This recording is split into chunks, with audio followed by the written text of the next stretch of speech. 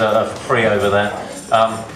If you want a Kent Freedom Movement T-shirt and advertise us whenever you walk down the street, then please do. I'd just like to hand over the mic just before Alan, and Alan's got his Swar Gypsy stuff as well. Just like to hand over to Nick Colostrom and Tony Farrell. They just want to make a quick announcement before Alan gets on with a few songs. Okay. Okay, it's the 10th anniversary of 9/11 coming up on Sunday, in 3 weeks from now.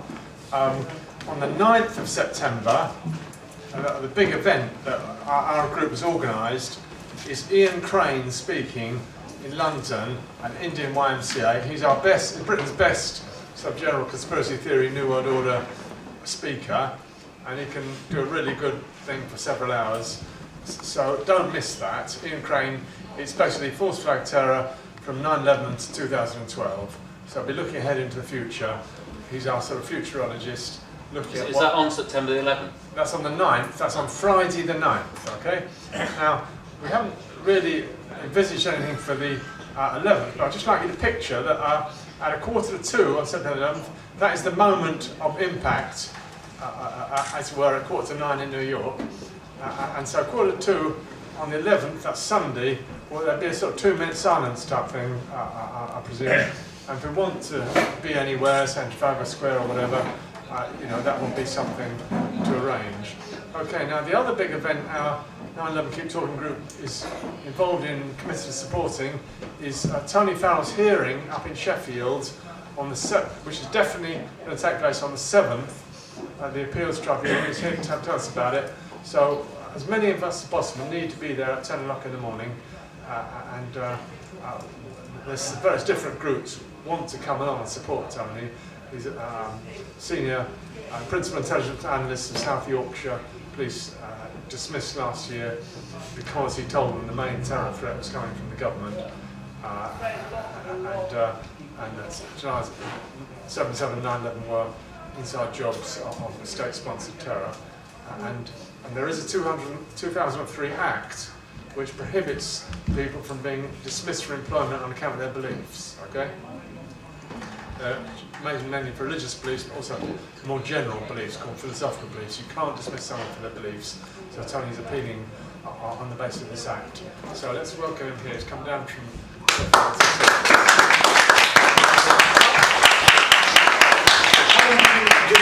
Just so I'm clear, how long do you want me to speak for? Well, Alan's got a... Tony, do you want your guitar now? Very quickly. Put your guitar now. So, Okay. 5 minutes now. If you need more, we can do you later. But Okay, Alan needs to get on in about 5 minutes. All right then. Okay. Thank you, Nick, and thanks for the introduction and the welcome. Things happen with wonderful synchronicity because my stance was made on July the 7th, 2010, exactly 5 years to the day of the London bombings. It dawned on me, London bombings and the 9/11 were inside jobs only a week before, really. If those that want the full details, if you haven't seen it already, there is on Rich Planet, you can see the full story of this, so I won't dwell too much on it. But I stood for a stance and shock management, the Director of Intelligence, because rather than say and go along with the narrative of the government that the main threat comes from Islamic terrorism, all the assumptions went out the window when I disbelieved 9/11 and 7/7, believing them rather to be inside jobs. So I made a stance on that. I couldn't tell a lie, and said as much, and really said that the threat's from a new world order, and it's from a new world order that's underpinned by, for the most part, secret societies that have a satanic ideology. I'd studied philosophy in that sense and the writings. I'm not a Freemason, don't worry about that, but I was sufficiently clued up on that. What I wasn't clued up in the lead-up time was it took me by surprise 9/11 and it took me by surprise 7/7, and I was shocked.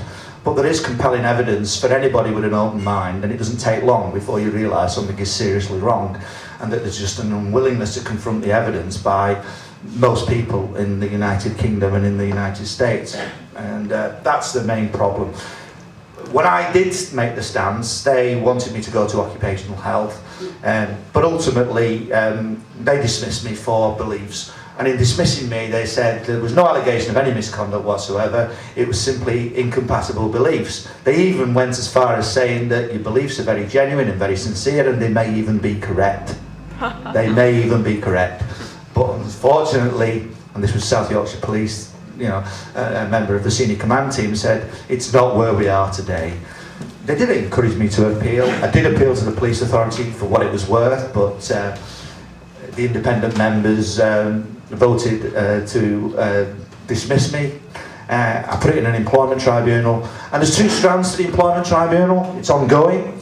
There's a hearing on the 7th of September, possibly 2 days, for an unfair dismissal, but it's also a potential discrimination on grounds of the employment regulations, the employment religious and belief regulations, and that's for the lawyers and those in the legal profession, it's quite sexy, that one, because all the barristers now, all of a sudden, the stage I'm at, want to sort of get hold of this case.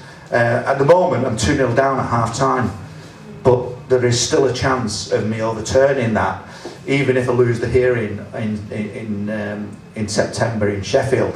Now, I went viral. I went on the internet 2 or 3 weeks ago. I kept things close to my chest because I wanted to give every opportunity for the police to reinstate me and come to the senses, and they never did. And then I basically ran out of resources, so we had 2 options: throw in the towel and walk away from it all and possibly go bankrupt, or somehow find a way and means to get to the trial and keep it going. But to do that, I had to go open source internet.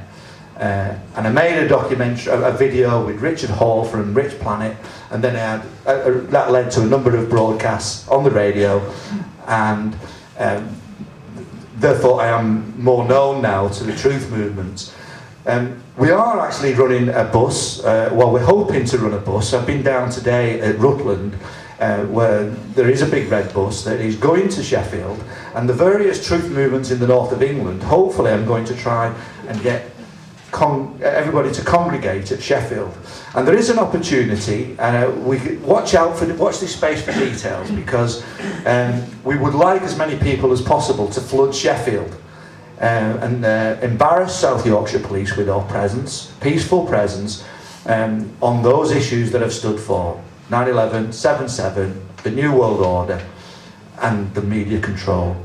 So I will be I've got some key contacts here, I'll be linking through with those, and I'll give more details out in due course. I guess that's at least 5 minutes. So thank you very much for your attention.